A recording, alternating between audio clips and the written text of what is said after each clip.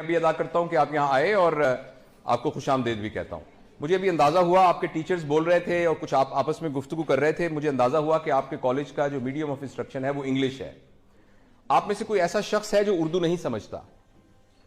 अपना हाथ खड़ा कीजिए जिसको उर्दू बिल्कुल समझ में नहीं आती। अच्छा, चूंकि आप सबको उर्दू समझ में आती है तो हमें किसी किस्म का कोई ऑब्लिगेशन नहीं है अंग्रेजी बोलने का। हमें किसी किस्म का कोई कॉम्प्लेक्स नहीं होना चाहिए कि हम ये गुफ्तगू अंग्रेजी में नहीं कर रहे। और इस सबसे पहला मैं मैसेज आपको ये देना चाहता हूं कि जो कॉग्निटिव साइकोलॉजिस्ट है ना, जो कि लर्निंग के साथ अटैच्ड हैं, वो ये कहते हैं कि बेस्ट लर्निंग हमेशा अपनी मादरी जबान में होती है, बेस्ट लर्निंग। और जब हम किसी को किसी और की जबान में समझाने की कोशिश करते हैं और ये साबित करने की कोशिश करते हैं कि जो ये कहेगा कि कुत्ता और बिल्ली, तो वो एक कमतर स्टूडेंट है, जो कहेगा कैट एंड डॉग वो एक सुपीरियर स्टूडेंट है। अगर हम ये समझेंगे और हम ये कहेंगे बेटा आप खाना खत्म कर लो, उसके बदले कहेंगे बेटा फिनिश करो, तो हम समझेंगे कि ये शायद ज्यादा सुपीरियर है और मुआशरे में इसका मकाम बुलंद है। लेकिन सब कॉग्निटिव साइकोलॉजिस्ट ये कहते हैं कि पूरी दुनिया की जबानें सीखनी चाहिए और बहुत जरूरी है सीखना। एक बच्चे के अंदर 3 जबानें एक बच्चे के अंदर 3 जबानें बैक वक्त सीखने का पोटेंशियल होता है। जब वो बच्चा, बेटा ये आप अंदर आ जाइए या बाहर चली जाइए, दोनों में से एक चॉइस है आपके पास। तो हर बच्चे के पास 3 जबानें सीखने का पोटेंशियल होता है। अगर उसके घर में उसके वालिद पश्तो बोल रहे हैं, उसकी मां सिंधी बोल रही हैं और उसके भाई उर्दू बोल रहे हैं, तो बच्चा साइमल्टेनियसली ये तीनों जबानें सीख जाएगा। इसलिए पहला तो मैसेज जो मैं आपको ये कन्वे करना चाहता हूं कि हमारे अंदर बहसीत कौम एक बहुत बड़ा कॉम्प्लेक्स है कि मैं अंग्रेजी बोलूंगा तो मैं शायद बहुत सुपीरियर हूंगा। अंग्रेजी बहुत अच्छी जबान है, जिस तरह उर्दू बहुत अच्छी जबान है, जिस तरह पंजाबी बहुत अच्छी जबान है, जिस तरह सराइकी बहुत अच्छी जबान है, जिस तरह सब जबानें बहुत अच्छी हैं, जिस तरह अरबी बहुत अच्छी जबान है। हम सबको बहुत जबानें सीखनी चाहिए, मगर अपने लर्निंग के मीडियम के लिए अपने दिमाग से यह कॉम्प्लेक्स निकाल देना चाहिए कि अंग्रेजी बोलने से ही मैं सुपीरियर हूंगा। पहला तो यह मैसेज देना चाहता हूं। दूसरा, मैं आपको एक बात बड़ी जरूरी बताना चाहता हूं कि एक जमाने के अंदर हमारे मुआशरे का, पूरी दुनिया के मुआशरे का यह था कि बच्चे डिपेंडेंट होते थे अपने पेरेंट्स के ऊपर और उनके सारे के सारे जिंदगी के फैसले उनके पेरेंट्स करते थे। मतलब बच्चे को कुछ पता नहीं होता था किस किस्म के कपड़े पहनने हैं, किस किस्म का खाना, हत्ता कि जो जिंदगी का सबसे अहम फैसला होता था वो माँ बाप, बल्कि उनके मोहल्ले का अपना जो होता था ना एक नाई गांव का, तो वो जाके तय कराता था कि इस लड़की की शादी फलां चौधरी के बेटे से होगी। तो ना उसके माँ बाप इनकार कर सकते थे, ना वो खुद इनकार कर सकती थी, ना वो लड़का इनकार कर सकता था। And this is how the whole society was running. और हम कहते थे कि सोसाइटी में बहुत तकद्दुस है, बहुत एहतराम है, बड़े छोटे बड़े की तमीज है। लेकिन जैसे जैसे इंसानी शऊर ने तरक्की की है, तो इंसानी शऊर ने यह सीखा है कि एक इंसान का सबसे बड़ा जो वर्चू है, जो इंसानियत का सबसे बड़ा कमाल है, वो उसका आजाद होना है। कि अल्लाह ताला ने हर इंसान को आजाद पैदा किया है, वो अपने बारे में खुद फैसला कर सकता है और अपने बारे में डिसाइड कर सकता है। हां, उसको किसी ना किसी एथिक्स के अंदर, किसी ना किसी मोरालिटी के अंदर और किसी ना किसी लॉ के अंदर रहकर अपनी इस चीज को एक्सरसाइज कर रहा है। बस आप ये कहें कि मेरी मर्जी है, जो मर्जी करूं, मैं छत से नीचे छलांग लगा दूंगी, तो ये नॉर्म्स के मुताबिक नहीं है। आप कोई ये कहे कि मैं इस किस्म का लिबास पहनूंगा जो कि उस सोसाइटी के नॉर्म के मुताबिक नहीं है, तो ये उसकी आजादी नहीं है बेसिकली, क्योंकि वो एक उस एथिक्स, मोरालिटी और उस लॉ को वायलेट कर रहा है। अच्छा, इसलिए ये बड़ा जरूरी है कि आप जैसी उम्र में, बल्कि आपसे भी 5 साल पहले की उम्र में, हम आइंदा क्या जिंदगी गुजारने जा रहे हैं, इसके बारे में हमारे अंदर एक बड़ा क्लियर कॉन्सेप्ट हो।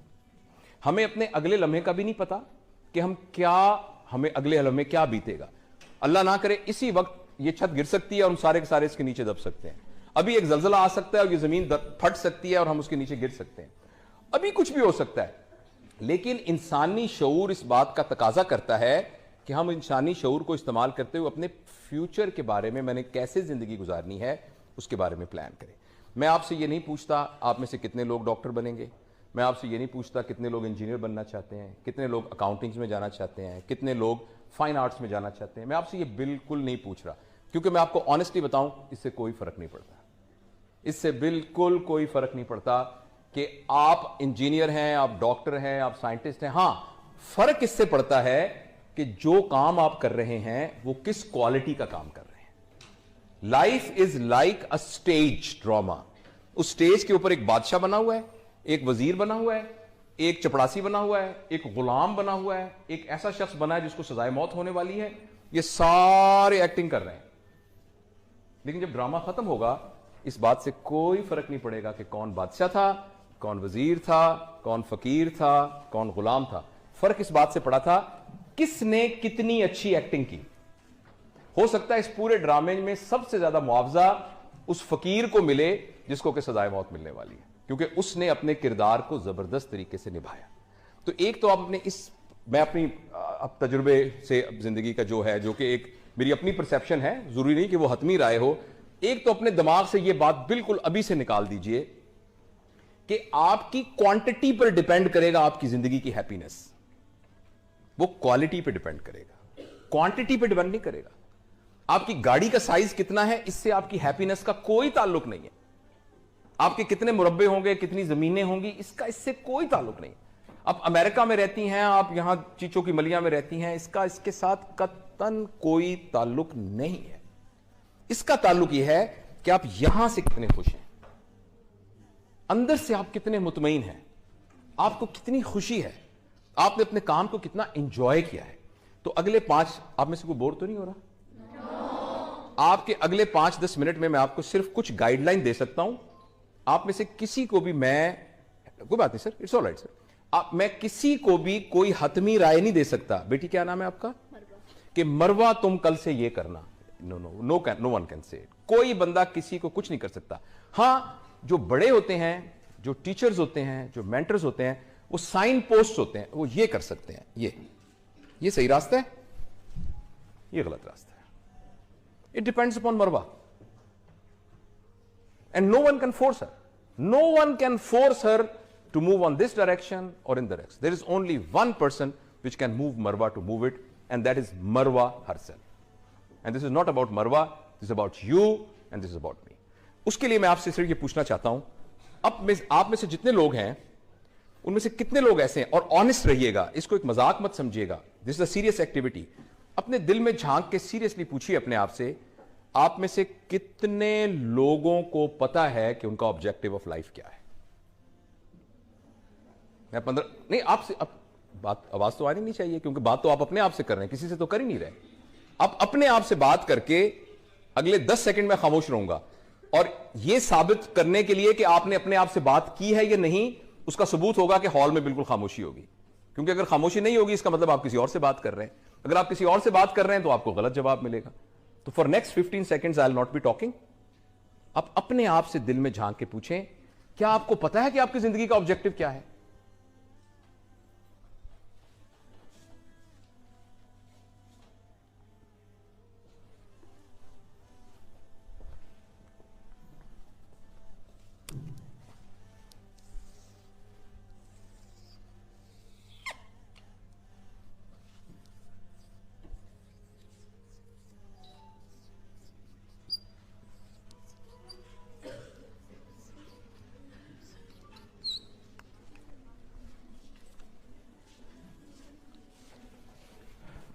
Okay, I'm sure you must have made some conclusion in your mind कि मेरी जिंदगी का ये पर्पस है।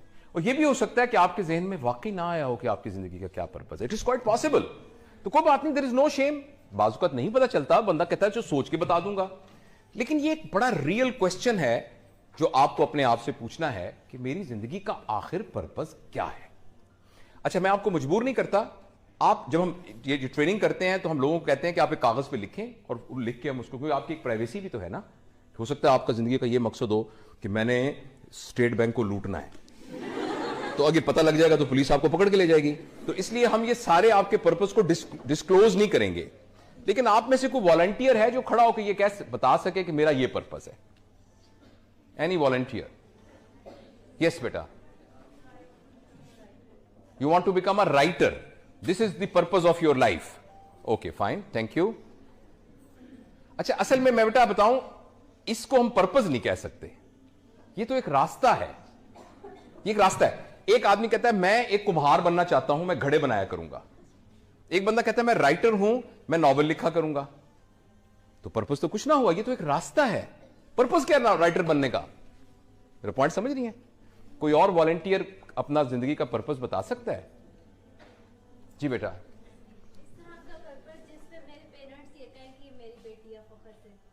इन्होंने कहा मेरी जिंदगी का यह पर्पस है कि मेरे पेरेंट्स ये कहें कि हमें अपनी बेटी पर फख्र है। ठीक, very nice, very very noble purpose, very nice.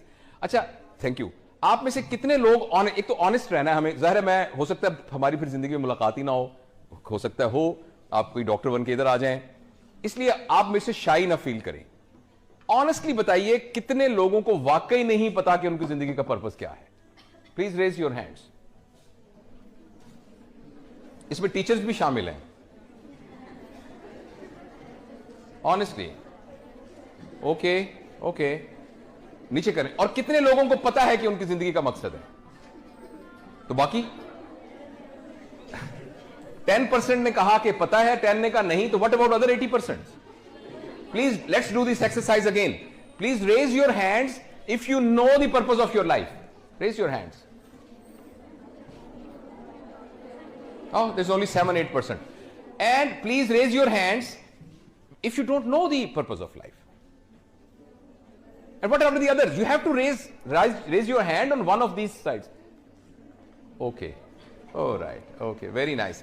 Okay. I'm not going to tell you whether your purpose is correct or not, whether you can actually classify it a purpose or not. I would like to give you a guideline how to make a purpose of life, which is evidence based. The first thing is, the purpose of your life should not be your need. आपको ये बात समझ आई है? मैं ये चाहता हूं कि मेरा दो कनाल में घर हो।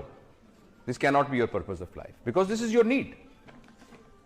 आप कहें मेरे पास बड़ी गाड़ी होनी चाहिए, Mercedes, this can not be your purpose of life, because this is your need. आप कहें मैं चाहता हूं कि मुझे अमेरिका का वीजा लग जाए, this is your may be your need. So the first thing is that your need can not be your purpose of life, because problem is needs are such a minor and small things that they will be accomplished very easily. When I was young and I was riding a bicycle, मेरे ज़हन में था कि Honda 70 आ गया ना तो जिंदगी बदल जाएगी। When I was a 4th year medical student, I got good position and my father bought me a Honda 70. And then purpose ended. तो अगर किसी का पर्पस मर जाए तो फिर क्या होगा? हाँ, मैं कुछ शायरी भी करता हूं, मैं एक शायरी करता हूं, तो एक मेरा शेर है पुराना कि तुझे पाना मेरे जीने का मकसद, तुझे पाना मेरे जीने का मकसद, तुझे जब पा लिया तो क्या करूंगा? Which means my purpose will end. So this is why the incidence of antidepressant drugs, this is why suicidal tendencies, this is why frustration, anxiety, depression in Western world is much higher than us, because उनके financial resources इतने हैं कि जो उन्होंने अपनी जरूरियात बनाई होती हैं वो जल्दी से अचीव कर लेते हैं और उसको समझ रहे होते हैं कि मेरा जिंदगी का पर्पस है। तो अब फ्लैट आपका है, घर आपका है, पूरी दुनिया में आप ट्रैवल कर सकते हैं, हॉलीडेज प्लान आपके हैं, अपनी मर्जी की खातून से आपने शादी कर ली या वाइस वर्सा, और आपका बहुत बड़ा बिजनेस है और आपको सब कुछ, अब आप क्या करें? And this was the purpose of your life. When purpose is achieved, you only get depression, you only get anxiety, you get frustration. तो याद रखिए, आप में से जिन लोगों ने हाथ खड़ा करके कहा था मुझे अपनी जिंदगी के पर्पस का पता है, तो प्लीज ये याद रखिएगा कि अगर वो पर्पस आपकी नीड है तो बहुत जल्दी आप डिप्रेशन के मरीज बनने वाले हैं। Number 2, your purpose should not be time bound, should not be time bound, क्योंकि जब वो टाइम पूरा हो जाएगा, आज से 5 साल के बाद कम से कम मैं डॉक्टर बन के बीवीएच हॉस्पिटल में काम कर रहा हूंगा, आज से 7 साल बाद कम से कम मेरे पास ये होगा। If it is time bound तो टाइम तो आ जाएगा, फिर क्या करेंगे? फिर you have only one choice, वो ये कि आप फौत हो जाएं। और कुछ लोग इस चॉइस को एक्सरसाइज करते हैं और खुदकुशियां कर लेते हैं, बिकॉज इसके अलावा कोई चॉइस नहीं होती। आपका टाइम बाउंड नहीं होना चाहिए, ऐसा पर्पस होना चाहिए जो आपके जाने के बाद भी कंटिन्यू कर रहा हो। और तीसरी उसकी शर्त यह है कि जो भी आपने ऑब्जेक्टिव ऑफ लाइफ बनाया है वो नोबल होना चाहिए, और नोबल की डेफिनेशन है। अनफॉर्चुनेटली हम चैरिटी और नोबेलिटी को आपस में इंटरमिक्स कर देते हैं कि हमारे घर में जो माया आया काम करती है ना, तो जितने हमारे कपड़े पुराने हो जाते हैं हम उस आया को दे देते हैं, हम समझते हैं कि ये नोबेलिटी है। It's not nobility. हाँ जी, हम जो है ना, हम जो खाना हमारा बचता है ना फ्रिज वाला, वो हम हमारी जो घर आया काम करती है उसको दे देते, मैं ड्राइवर को दे। This is not nobility. जिस मुल्क में चैरिटी ज्यादा होती है उसमें सिर्फ एक चीज का इजहार होता है कि इस मुल्क में लोगों ने अपनी कैपेसिटी से ज्यादा नाजायज दौलत इकट्ठी की हुई है। चैरिटी का सिर्फ यह मतलब है। चैरिटी बुरी बात नहीं है, मैं नहीं कह चैरिटी करनी नहीं चाहिए, मगर charity is not nobility. Nobility यह है कि आप जो भी अपने ऑब्जेक्टिव को अचीव करने के लिए एफर्ट कर रहे हैं, उस एफर्ट के जो बेनिफिशियरी हैं वो आपके अलावा कोई और भी हो। आप राइटर बनना चाह रही हैं ना, तो इस राइटर बनने के जो बेनिफिशियरी हैं वो आप, आपके पेरेंट्स और आपके सबलिंग्स और आपके स्पाउस और आपके जो हैं जो ऑफस्प्रिंग्स, उनके अलावा भी इसका कोई ना कोई बेनिफिशियरी होना चाहिए। इसका नाम नोबेलिटी है। सुबह से लेकर शाम तक हम जो काम करते हैं उस काम, आइए इधर, जो भी काम हम करते हैं अपने पर्पस को अचीव करने के लिए, उसका बेनिफिशियरी हमारे अलावा भी कोई होना चाहिए। उसका बेनिफिशियरी हमारे। अब आप अपने पर्पस को दोबारा 10 सेकंड में रिवाइज कीजिए। अगर तो वो आपकी नीड है, आपको रिवाइज करना पड़ेगा, और अगर वो टाइम बाउंड है, आप उसको रिवाइज करना पड़ेगा। और अगर आप जब उस पर्पस अचीव कर लेंगे तो उसके नतीजे में बस आपकी अपनी जिंदगी कंफर्टेबल हो जाएगी, ये भी पर्पस ठीक नहीं है। तो ये 3 गाइडलाइंस हैं। We trust our children, we trust our new generation, we trust our. जी, आप क्या पूछना चाह रही हैं? It's a good purpose. We will happy to become a doctor, to serve others, to serve other people. It's a good purpose. It's a good purpose. It's a good purpose. It's a good purpose. देखिए, मैं आपको ये बिल्कुल guide नहीं कर रहा कि आप क्या बने। जो भी आप बनना चाह रही हैं उसके अंदर ये 3 इंग्रेडिएंट्स होने चाहिए। For example, if someone wants to become a doctor because he thinks कि उसके घर के अंदर कोई माली हालात बहुत खराब है, उसके अब्बा जी एक क्लर्क बने हुए थे, क्लर्क थे, और उनके पास कुछ नहीं था, तो मैं डॉक्टर बनूंगा, मेरी 3 छोटी बहनें हैं, मेरा एक भाई है, मैंने उनको पढ़ाना है, तो मैं डॉक्टर बनना चाहता हूं। आप बताइए इसमें क्या शर्म की बात है? नहीं शर्म की बात ना। फिर वो ये कहता है कि जब मैं उससे पैसे कमाऊंगा, मैं मेहनत करूंगा, मैं लोगों का सही सही इलाज करूंगा, और उनका इलाज करने के बाद जो मेरे पास पैसे होंगे उनसे मैं अपनी बहनों की शादियां करूंगा, अपने भाई को यूनिवर्सिटी में पढ़ाऊंगा, मैं अपनी अम्मी को हज करवाऊंगा, मैं अपने वालिद साहब का ख्याल रखूंगा। इसमें कोई हर्ज है? लेकिन ये जो ऑब्जेक्टिविटी ऑफ लाइफ के अंदर ये बहुत नीचे प्लेस कर रहा है। यही तीनों काम एक आदमी कहता है कि यार मैं इसलिए डॉक्टर बनना चाह रहा हूं कि मुझे अल्लाह ताला ने एक सलाहियत दी है, इस सलाहियत को मैं इस्तेमाल करके आइडेंटिफाई करूंगा उन लोगों को जिनको मेरी मदद की जरूरत है, और जब मैं उनकी मदद करूंगा तो लोगों के दुख दूर होंगे, और वो मैं एक सेहतमंद मुआशरा तश्कील दूंगा। जो बंदा ये कर रहा होगा, क्या ख्याल उसको तनख्वाह नहीं मिल रही होगी? आपके ख्याल में जो फीस दे रहा होगा, फीस नहीं मिल रही होगी? उसको मिल रही होगी। वो अपने, क्या आपके ख्याल में वो अमीर आदमी नहीं होगा? वो अमीर आदमी होगा। आप ख्याल में उसके पास गाड़ी नहीं होगी? उसके पास होगी गाड़ी। क्या वो अपनी बहनों की शादियां नहीं कर सकेगा? कर सकेगा। तो दोनों के दोनों काम एक ही करेंगे, लेकिन पहला वाला पर्पस ऑफ लाइफ पे बहुत नीचे प्लेस होगा, दूसरा वाला यहां प्लेस होगा।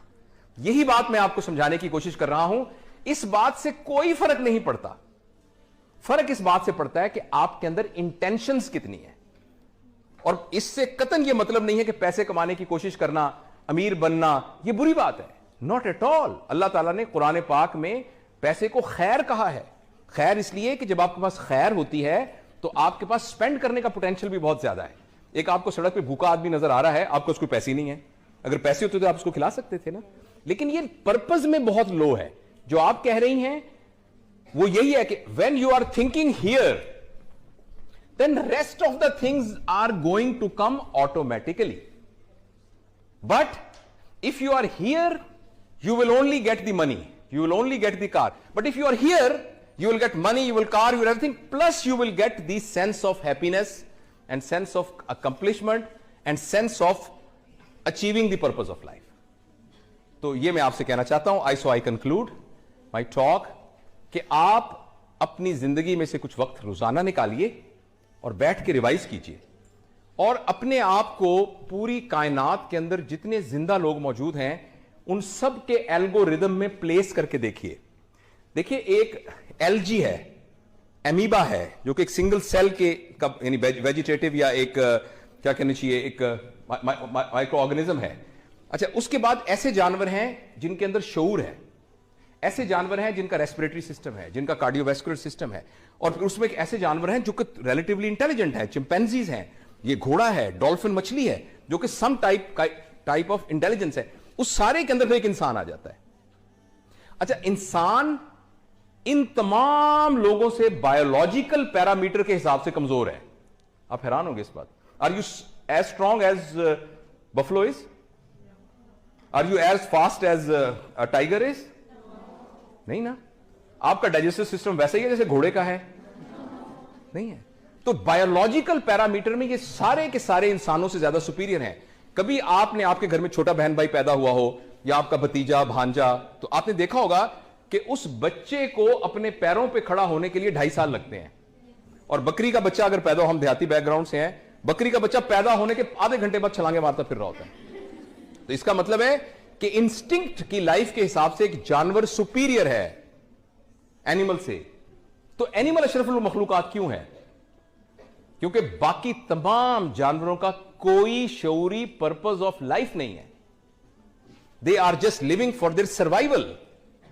दे are just, all their instincts are for survival based, whereas humans are living beyond the survival instincts. They are working for some purpose. So we can continue talking more, but I think I have tried to convey the message. These type of talks are never complete, and you will keep on thinking, and you will be thinking much more than actually what I was talking to you. एक छोटी सी बात मैं आपसे share करना चाहता हूँ, because we are sent in this world for a very small period of time. और ये वक्त 100 साल हों, 200 साल, जितने भी हो, it's a very small period of time. I'm 58 years of age, but I very well remember when I was cuddling with my mom and when I was in nappies. I just remember that time very precisely. And when you are very young और आपको ये लगता होगा कि ये जितनी दुनिया में बातें होती है ना कि जिंदगी फानी है, इंसान ने मर जाना है, ये मेरे लिए नहीं है, वो जो हमारे पड़ोसियों के अंकल फौत हुए हैं ये उनके बारे में। But actually, please, all of us are actually on the same row. But I don't want to kind of depress you. But I want to just encourage you, say that whatever time we have, quantity wise we really don't know how much we have, but quality wise we can make it fantastic, and we must think about it. दूसरी बात यह कि चूंकि वक्त थोड़ा होता है, अब जैसे मैंने आपसे बात की है ना, मेरा दिल चाहता है कि ये बात मैं अपने तमाम पाकिस्तान के तमाम दुनिया के बच्चों से कर सकूं, मगर ये सारे के सारे बच्चे बसों में बैठ के यहाँ कायद-ए-आज़म मेडिकल कॉलेज तो नहीं आएंगे। तो I take an opportunity that I have made a YouTube channel, and that channel के थ्रू मैं इस तरह की तमाम चीजें होती हैं, हम उसको पूरी दुनिया में फैलाने की कोशिश करते हैं, with the same intention that they match with our purpose of life, not for any other thing other than really getting a sense that we achieve our purpose of life. तो I will also request you that name of that channel is SURGEON, one word, it's a one word, Surgeon Javed 1, it's a one word. And name of the channel is From Knowledge to Knowing, because we can get knowledge from books, from lectures, but knowing we develop, and we don't live our life on the basis of knowledge, we live our life on the basis of knowing we have.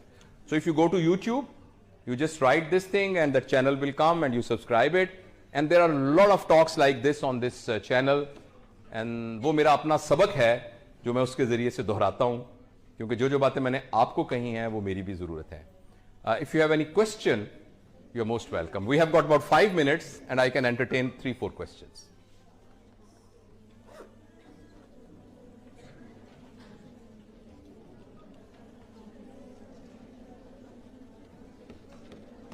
अच्छा, मैं चले आपसे आखिरी सवाल पूछता हूं. आप में से कोई ऐसा है जिसने यहां बैठे बैठे फैसला किया हो कि ओ माय गॉड, मेरा तो जिंदगी का ये ऑब्जेक्टिव था, मगर इस बात के बाद मैंने उसको चेंज कर लिया है? Anyone who can? यस बेटा जी, एनीवन? यस बेटा.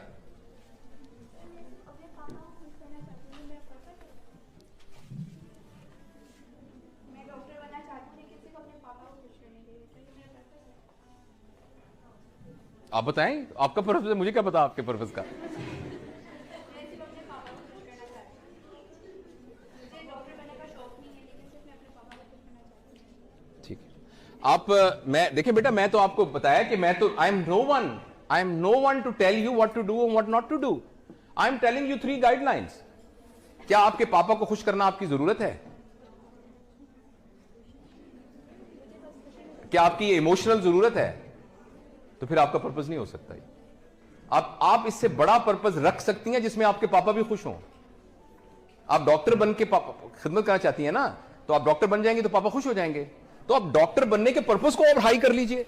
आप कहें कि इस इलाके के अंदर कैंसर ब्रेस्ट का इलाज नहीं है, औरतें बेचारी कैंसर ब्रेस्ट से मर रही हैं, तो मैं एक खातून हूं, हमारी सोसाइटी के अंदर खवातीन ज्यादा खवातीन का इलाज कर सकती हैं। I will become the world top cancer surgeon. Don't you think your papa will be happy when you will be receiving the Nobel Prize for making a research on cancer? Will they be happy? या आपके father इस वजह से happy होंगे कि मेरी बेटी का अपना तो दिल नहीं चाहता था, वो तो डॉक्टर नहीं बनना चाहती है, लेकिन इतनी अच्छी बेटी है, मेरी खातिर डॉक्टर बन गई। तो you can achieve your purpose of pleasing your father by raising the objective of your purpose to that. आपके हमारे यहां छोटे बच्चे जो है माल नरिशमेंट की वजह से मर जाते हैं, तो मैं माल नरिशमेंट का इलाज निकालूंगी, तो आपका ख्याल में इसमें आपके पापा खुश नहीं होंगे? तो you can always get your need by raising the purpose of your objective of life, right?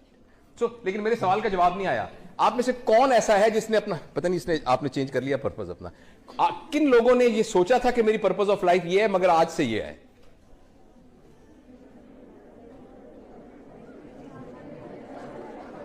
Okay, no problem. When you go home, please do think about it. And I will try that I'll upload this video today on this channel. So perhaps you will be able to see yourself and spot yourself. Thank you very much.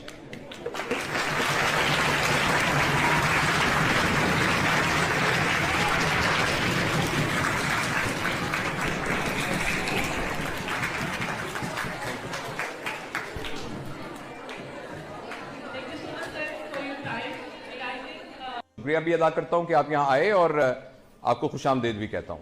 मुझे अभी अंदाजा हुआ, आपके teachers बोल रहे थे और कुछ आप आपस में गुफ्तगू कर रहे थे, मुझे अंदाजा हुआ कि आपके कॉलेज का जो मीडियम ऑफ इंस्ट्रक्शन है वो इंग्लिश है। आप में से कोई ऐसा शख्स है जो उर्दू नहीं समझता? अपना हाथ खड़ा कीजिए जिसको उर्दू बिल्कुल समझ में नहीं आती। अच्छा, चूंकि आप सबको उर्दू समझ में आती है तो हमें किसी किस्म का कोई ऑब्लिगेशन नहीं है अंग्रेजी बोलने का। हमें किसी किस्म का कोई कॉम्प्लेक्स नहीं होना चाहिए कि हम ये गुफ्तगू अंग्रेजी में नहीं कर रहे। और इस सबसे पहला मैं मैसेज आपको यह देना चाहता हूं कि जो कॉग्निटिव साइकोलॉजिस्ट है ना, जो कि लर्निंग के साथ अटैच्ड हैं, वो ये कहते हैं कि बेस्ट लर्निंग हमेशा अपनी मादरी जबान में होती है, बेस्ट लर्निंग।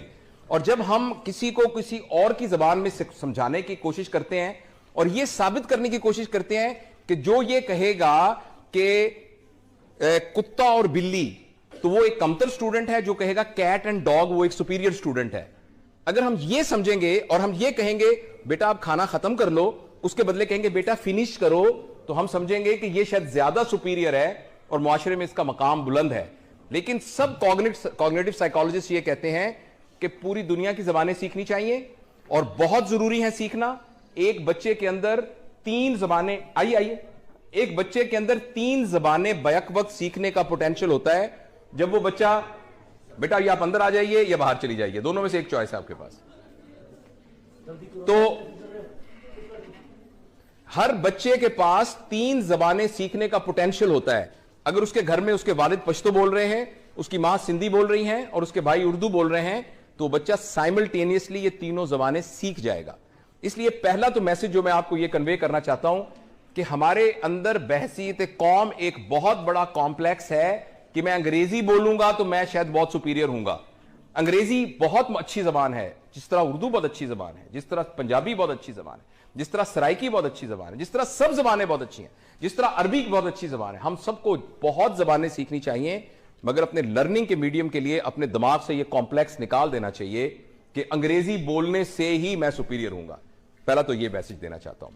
दूसरा, मैं आपको एक बात बड़ी जरूरी बताना चाहता हूं कि एक जमाने के अंदर हमारे मुआशरे का, पूरी दुनिया के मुआशरे का यह था कि बच्चे डिपेंडेंट होते थे अपने पेरेंट्स के ऊपर। और उनके सारे के सारे जिंदगी के फैसले उनके पेरेंट्स करते थे। मतलब बच्चे को कुछ पता नहीं होता था किस किस्म के कपड़े पहनने हैं, किस किस्म का खाना, हत्ता कि जो जिंदगी का सबसे अहम फैसला होता था वो माँ बाप, बल्कि उनके मोहल्ले का अपना जो होता था ना एक नाई गांव का, तो वो जाके तय कराता था कि इस लड़की की शादी फलां चौधरी के बेटे से होगी। तो ना उसके माँ बाप इनकार कर सकते थे, ना वो खुद इनकार कर सकती थी, ना वो लड़का इनकार कर सकता था। And this is how the whole society was running. और हम कहते थे कि सोसाइटी में बहुत तकद्दुस है, बहुत एहतराम है, बड़े छोटे बड़े की तमीज है। लेकिन जैसे जैसे इंसानी शऊर ने तरक्की की है तो इंसानी शऊर ने यह सीखा है कि एक इंसान का सबसे बड़ा जो वर्चू है, जो इंसानियत का सबसे बड़ा कमाल है, वो उसका आजाद होना है। कि अल्लाह ताला ने हर इंसान को आजाद पैदा किया है, वो अपने बारे में खुद फैसला कर सकता है और अपने बारे में डिसाइड कर सकता है। हां, उसको किसी ना किसी एथिक्स के अंदर, किसी ना किसी मोरालिटी के अंदर और किसी ना किसी लॉ के अंदर रहकर अपनी इस चीज को एक्सरसाइज कर रहा है। बस आप ये कहें कि मेरी मर्जी है, जो मर्जी करूं, मैं छत से नीचे छलांग लगा दूंगी, तो ये नॉर्म्स के मुताबिक नहीं है।